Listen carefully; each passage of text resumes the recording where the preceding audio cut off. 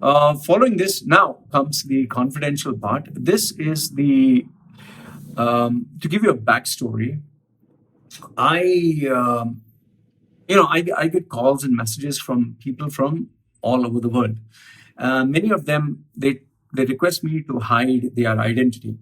I've gotten people who were friends with the ruler. I've had friends who are friends with B.R. Shetty. I've had people who got in touch with me who, were working for the royal family. But I never had anyone who worked for Sheikh Mohammed and Sheikh Fazaa.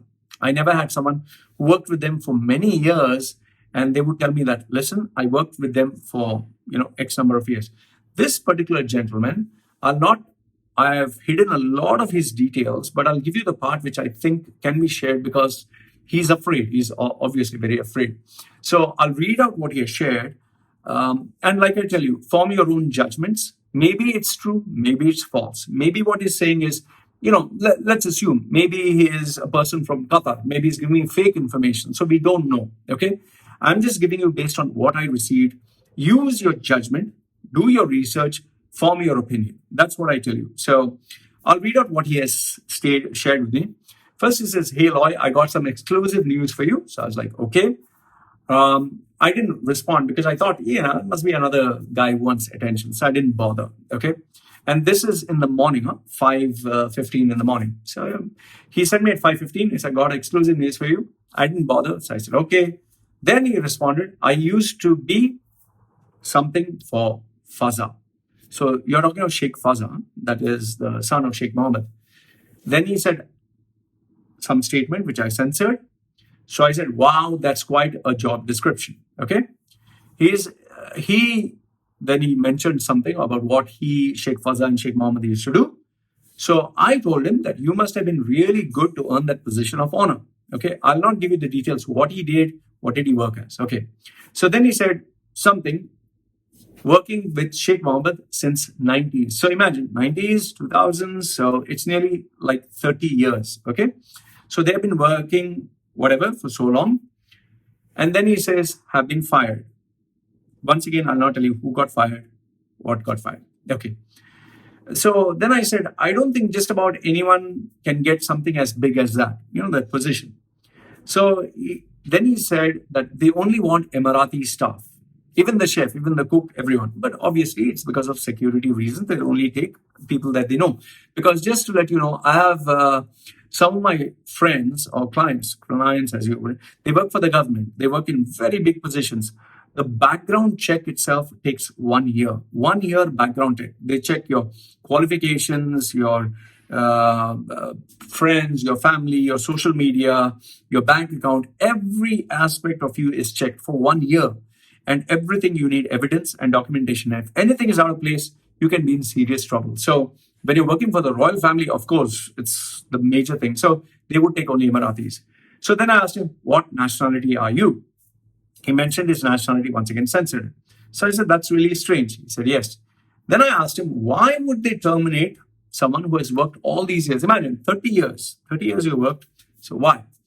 So he says, not sure, could be insecurities. So then I asked him, after all these years, 30 years that you worked, are you upset? He said, don't care, to be honest. It was nice as long as it lasted. Then he mentioned some personal details about himself. What is he doing right now? So then I asked him, is it okay to ask a few private questions? He said, sure. He's saying, I told him, you can answer whatever you're comfortable with. By the way, are you okay for a video call? Would be easier if we can talk, only if you are comfortable. So he said, no, chat would be easier. I said, okay, fine, I understand. So he said, can't risk anything. Then he mentioned something which is private and confidential, so I'll not mention that again.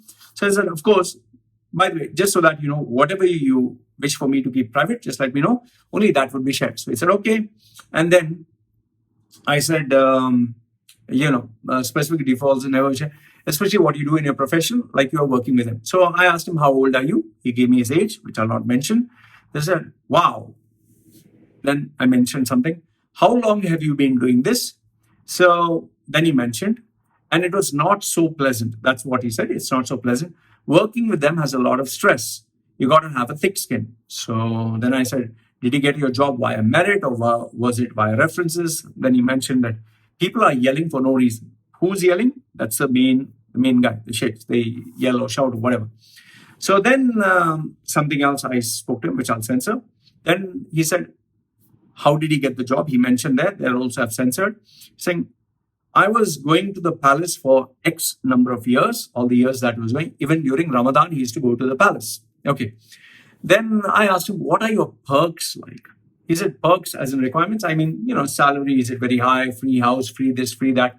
So he mentioned his salary. Once again, I'll censor that because, I don't want them to, oh, this is the salary, these are the people, because they can tackle through the clues I give you. He said, bonus comes a lot.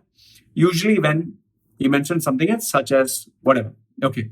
So then I spoke to him, but he said, what he wanted to tell me here is, if you want to buy, let's say you're working for the Sheikh and you want to buy something of 10,000, they will even give you 50,000. They will even give you 100,000. They don't care. Money is they'll just give it to you. Okay. So then I asked him, so what is the downside of this job if everything is so positive? He said, I need to open a purchase order, which will be audited by several accountants. Then the manager has to sign it. So then, he answered, what is the downside of the job? He's saying yelling, that is shouting, working 24 hours a day, tight, unrealistic deadlines. You have to work several positions and you witness people being fired every single day. You make one mistake, you get terminated. Okay. So then I asked him, then he said more. He said, it's a very toxic environment. But until then, I was just asking questions. So then he said, listen, there's something else I wanted to talk to you about. He's saying, but I came to tell you that Dubai and Abu Dhabi are going through very tough times. Now, this is the important part I want you to pay attention. They are not friends anymore. Okay. So then I said, oh, sorry. Okay. You got in touch with me for a reason. I'm sorry. I was asking you too many questions. Go ahead. He said, Dubai was leaning towards Abu Dhabi to stabilize the economy, and Abu Dhabi rejected the proposal. Although they have cash, Abu Dhabi has said no. So Dubai is backing off the capital. You remember what I told you that, the government has changed and they were holding hands and they showed up for, I told you that looked fake. Remember my previous video? Now he has confirmed. Okay. So he said, let me know when you complete, then I'll ask you my questions. So he said, okay, I'm done. Dubai and Abu Dhabi is no longer close. So I said, what do you mean? Is UAE breaking up or is this minor tensions? So he said, UAE is breaking up not publicly, it's privately, it's broken up. Okay, it's already, cracks have come in. So I said, has this the worst it has ever been? He said, tensions had never been this bad. This is his word, tensions have never been this bad. The two Mohammeds, that is Abu Dhabi and Dubai, have always clashed. That's what strong minds do, to have a better nation. But this time it's very, very bad. They had to set up a fake publicity stunt yesterday to get the people thinking of other ways. Because, news travels. You can't stop news from people talking to each other. So I said, how do you know this? People talking with each other? So he said, he gave the name of a person, actual name of a person is still working with the Sheikh. Okay? He has given, and I verified and it's the real person. Okay? So he said, oh, okay. So then I asked him, why hasn't Sheikh Mohammed's son, Faza, taken over the throne?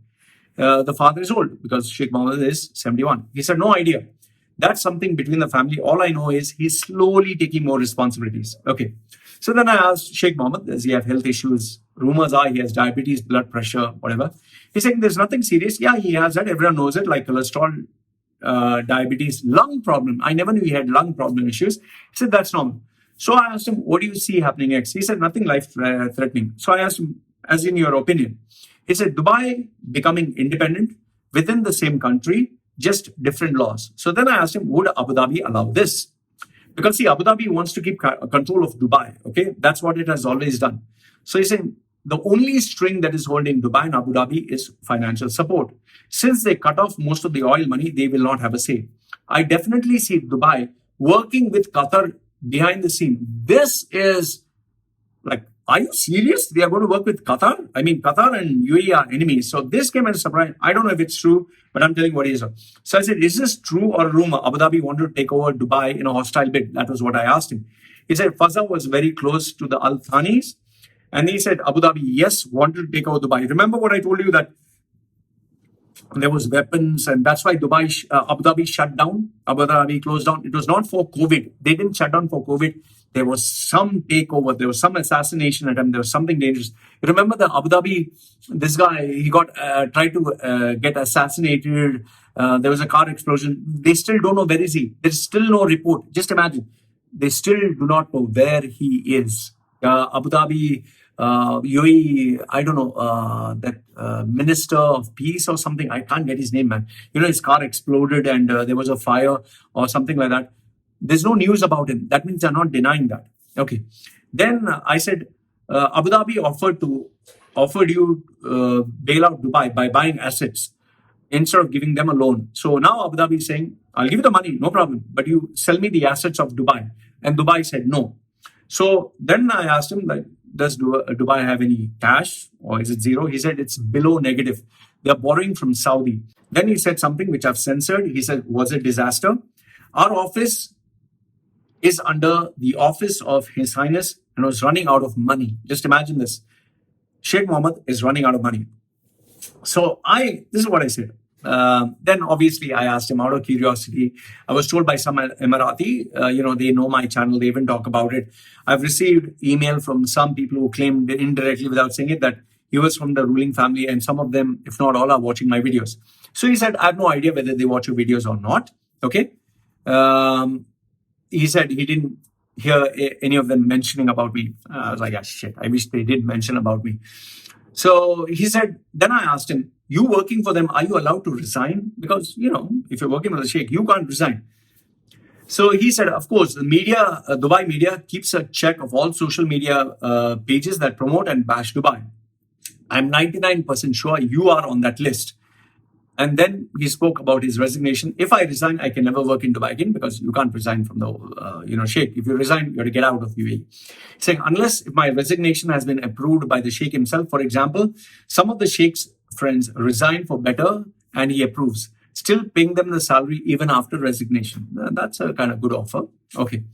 Then I asked him, no idea if you have any knowledge, but I did find out that there are many Arabic channels that speak bad about UAE, much worse than me. Why isn't it they have not tried to hurt or harm any of them like the Saudi prince, that Khashoggi, or have they? He said, you're probably one of 100 channels that are coming out against UAE. The government knows that. He said, he's telling me, just avoid going to UAE, Saudi, Bahrain, or you will get arrested. Okay. Then what else? Then he mentioned, I asked him, like, how accurate do you say is my analysis or coverage of what I predict and share? So he said, then I asked him, is there something I need to correct myself on? Did I say something wrong? He said, I just wanted to send you my support and exposing these frauds. There's nothing in your video. I see nothing in your video. Your videos are very factual and precise. I would never in my life work for the ruling family, not even if they paid me $100,000. Then I asked him, can I ask you a few more questions?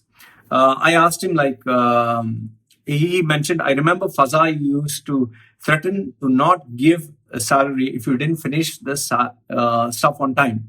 So he also mentioned that Sheikh Fazaa, he wouldn't pay if you didn't finish the work on time, which I think is, the fear factor. So then I obviously asked him, how is Faza as a person, as a leader, as a human being? Because I'm curious, how is this guy? So he said, when I see Faza, I see two different human beings in one body.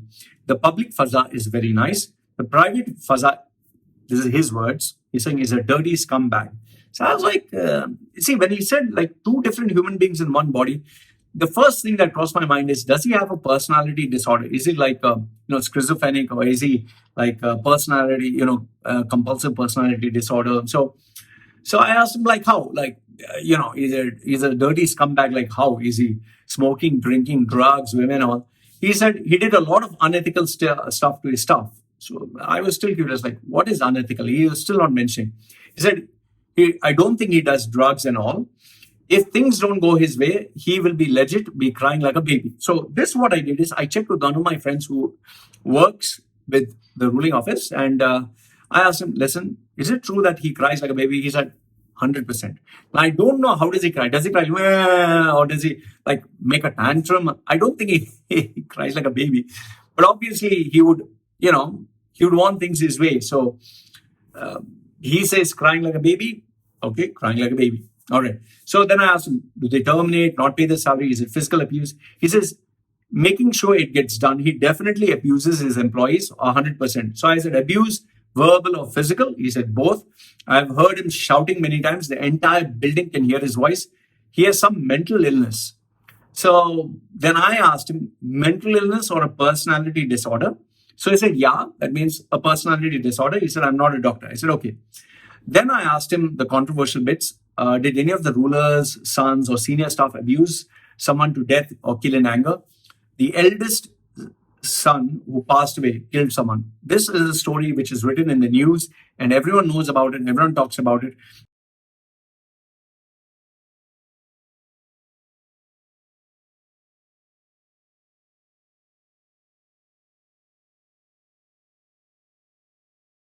There was a murder that took place, and then Sheikh Mohammed came and they came to the palace.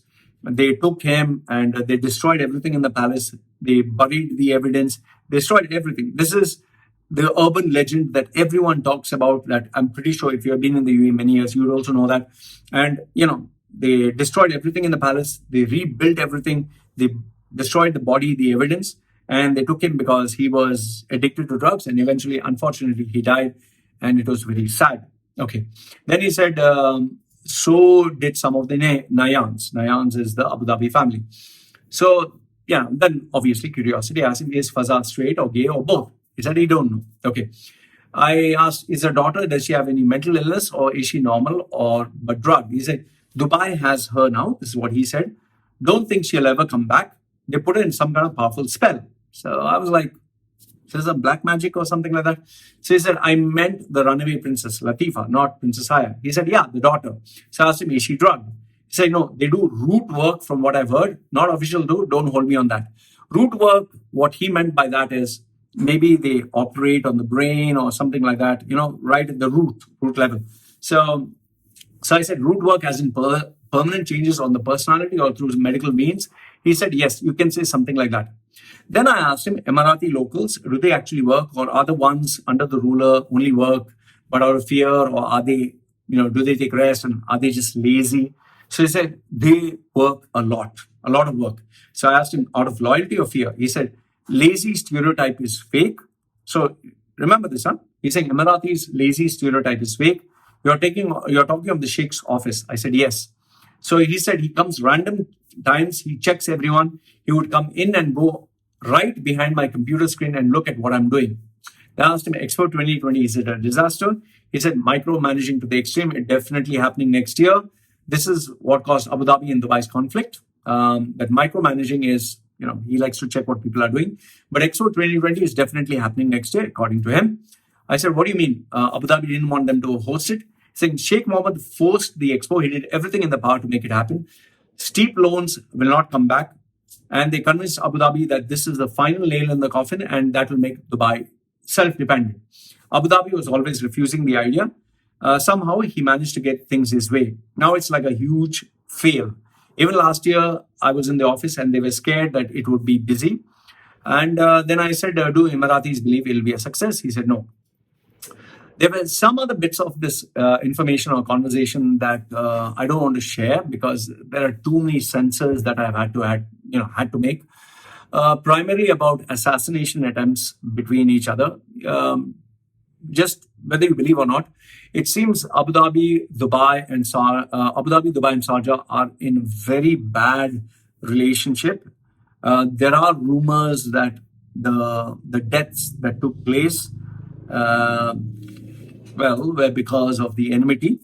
And it seems that things are really bitter between them. That is why during anyone's marriage or during anyone's funeral, you don't see the other rulers coming there. So as of now, this is what was shared with me.